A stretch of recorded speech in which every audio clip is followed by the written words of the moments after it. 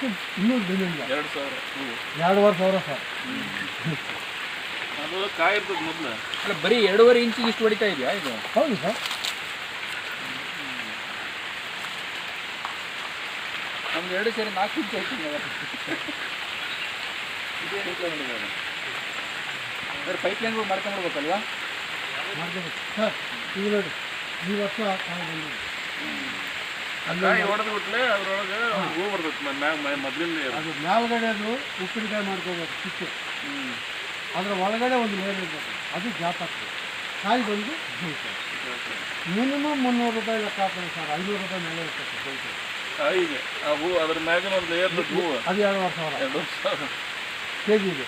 ಅಂದರೆ ಅದು ಜಾಸ್ತಿ ಆಗಲ್ಲ ಸರ್, ವೆಯ್ಟ್ ಲೆಸ್ ಇರ್ತದೆ. ಎಲ್ಲ ಮಸಾಲೆ ಪದಾರ್ಥ ಬೇಕಾಗುತ್ತೆ ಸರ್. ಇನ್ನೇನು ಬೇಕು ಸರ್? ಎಲ್ಲೋ ಮಲೆನಾಡಲ್ಲಿ ಯಾಕೆ ಬೆಳೆಸ್ಬೇಕು ನಾವು? ಯಾಕೆ ನಾವು ಬೆಳೆಯೋಕ್ಕಾಗಲ್ಲ? ನನ್ನೆಲ್ಲರೂ ಹುಚ್ಚರು ಅಂತಾರೆ, ದೊಡ್ಡರು ಅಂತಾರೆ.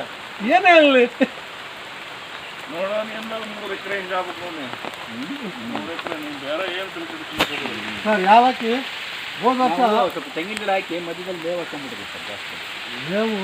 ನೀವು ಹಸುಗಳು ನಿಂತಾಗಿಟ್ಕೊಳ್ಳಿ. ನೀವು 100 ಇಟ್ಕೋಬೇಕಂತ